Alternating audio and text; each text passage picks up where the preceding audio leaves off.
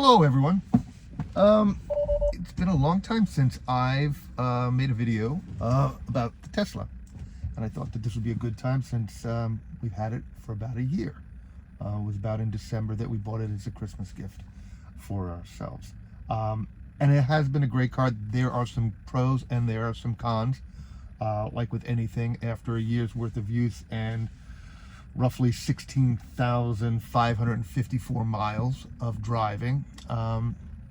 We've gone on some long road trips, and we've gone just out and about all the time.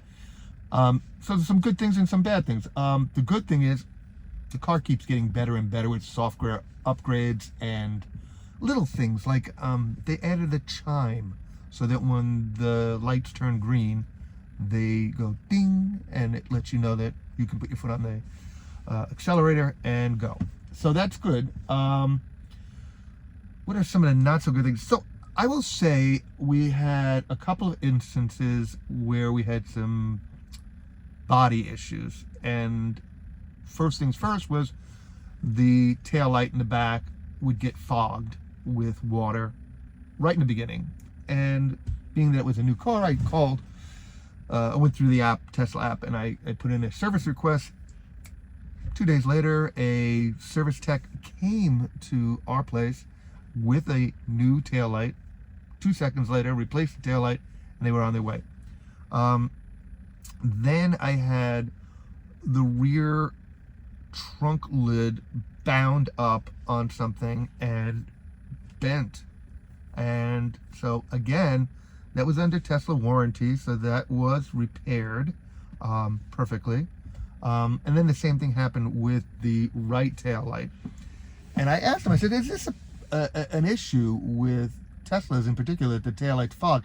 And he said, it's just more noticeable because unlike other cars that have red tail lights, Teslas have a clear tail light with a red light that lights up. Like, so if you have a red lens, let's say, you're not going to see the water fog as much.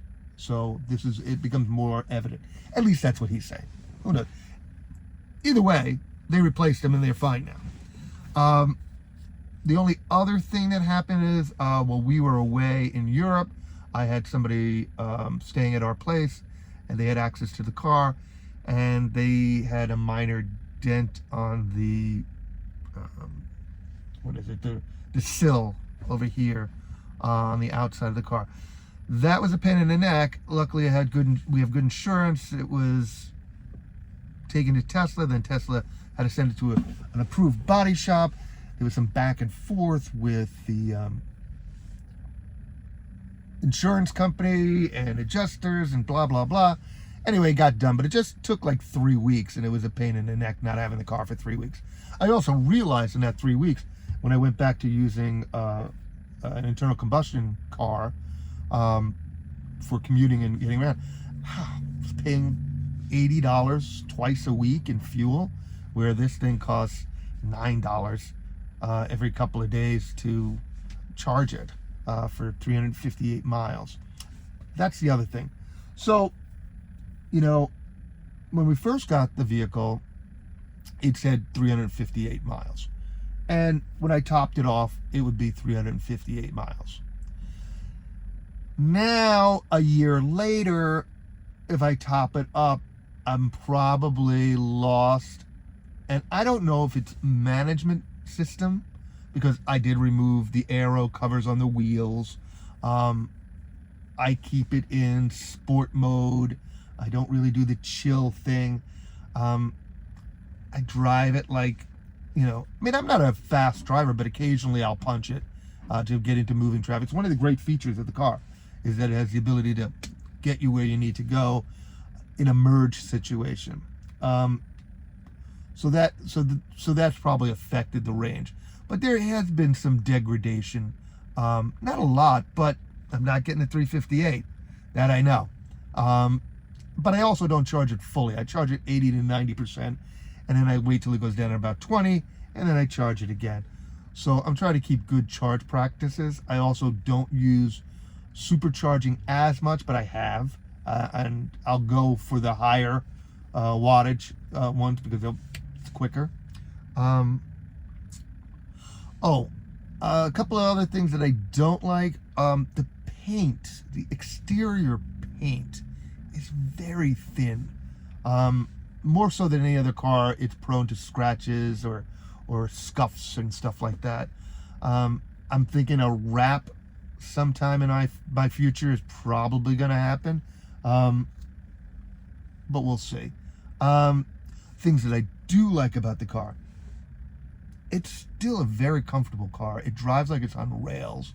I've had a bunch of friends of mine drive, and those that are pro Tesla or also those that are anti Tesla, and they'll undoubtedly, even the people that are anti Tesla are like, well, it's a really nice car. It really drives well. It has a lot of, that instant torque, and they just get blown away by it. So yeah, it's definitely been a positive experience on that. It's also just easy. I drive down roads or along the coast or take the long way home or whatever. I don't mind running an errand or anything like that. I don't even think about it because there's no California fuel cost associated with this vehicle. And so it makes less of a headache. You're not going, oh God, I got to go put fuel in and all that stuff. No, you go at the end, when you get down to the point where it's like 20% less, you go and you park it for the evening, plug it in, and wake up in the morning like your cell phone and it's charged. So I don't see that problem there. But yeah, so the paint's thin. We've had some mechanical issues or whatever, but they were rectified and fixed. The car drives, the range has gotten less. The car keeps remarkably clean. I have to say the interior is pretty clean all the time. It's a very simple, minimalist design, and I really like it. So I keep it that way. And my last video, you saw that we put on that Aston Martin grill decal at the front. People get a kick out of it. It's definitely polarizing. Some people absolutely love it.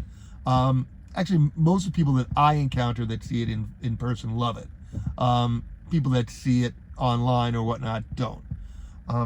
That said, we are actually thinking of forming or starting a company that is going to do a large format die cut of different grills, and make a website, and you can buy them online, and for your Tesla Model 3 or Y. And if you notice, the front ends of both of those cars are similar, so they'll work for both of them. Anyway, leave comments in the description, down below, and you can let me know what you think about that idea. Anyway, that's my wrap up. That was my experience with owning a Tesla for about a year. I have to say, probably the last bit of not so happy about owning a Tesla, and I'm probably going to get a lot of comments on this, is Elon Musk. Great car, great company, not such a great guy. The more I read about his management style and political persuasions and I don't Twitter, so it was no big deal for me, but I definitely deleted my Twitter account. Anyway, till next time, thanks for watching, and if you like, hit the subscribe button, hit a like button, leave a comment below, and thanks for watching.